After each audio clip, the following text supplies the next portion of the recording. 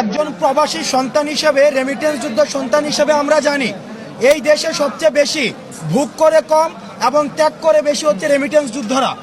16-17 বছর বয়সে তারা দেশ থেকে চলে যায়, 50-55 বছর পর্যন্ত তারা শুধু দেশকে দিয়ে যায়, কিন্তু সেই অর্থে সেই বিনিময়ে কিন্তু তারা দেশ থেকে কিছু পায় না।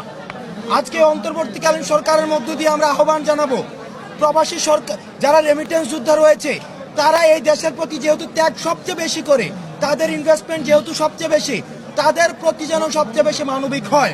আমরা প্রবাসী ভাইদের থেকে খবর পেয়েছি বিভিন্ন দেশের কনসুলেট গুলাতে, অ্যাম্বাসি গুলাতে প্রবাসীদের প্রতি, রেমিটেন্স যোদ্ধাদের প্রতি অমানবিক আচরণ করা হয়, তৃতীয় শ্রেণীর নাগরিকের আচরণ করা হয়। এবং আমরা দেখেছি যে কনসুলেট গুলাতে লাল ফিতার দৌরাত্ম্য এবং অমানবিক আচরণগুলোকে বাংলাদেশ থেকে এক্সপোর্ট করে নিয়ে যাওয়া হয়েছে। আপনারা যারা এম্বাসি গুলাতে রয়েছেন, কনসুলেট গুলাতে রয়েছেন, আমরা আপনাদেরকে আহ্বান জানাচ্ছি, এই প্রবাসীদের আয়ের উপরে ভিত্তি করে বাংলাদেশের অর্থনীতি দাঁড়িয়ে রয়েছে। আপনারা রেমিটেন্স যোদ্ধারা যারা রয়েছে মিডল ইস্টে এবং ইউএসএতে এবং সারা পৃথিবীব্যাপী, তাদের প্রতি আপনারা মানবিক আচরণ করুন।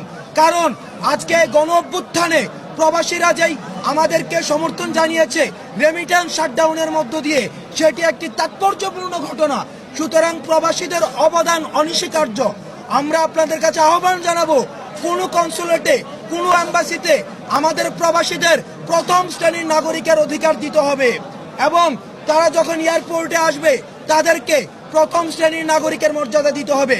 যারা দেশ থেকে টাকা বিদেশে পাচার করে তাদেরকে প্রথম শ্রেণীর নাগরিকের মর্যাদা দেওয়া হয়, কিন্তু যারা বিদেশ থেকে দেশে টাকা নিয়ে আসা হয় তাদেরকে তৃতীয় শ্রেণীর নাগরিকের মর্যাদা দেওয়া হয়, যেটিকে আমরা বৈষম্য বিরোধী ছাত্র আন্দোলন আমরা তীব্রভাবে নিন্দা জানাই।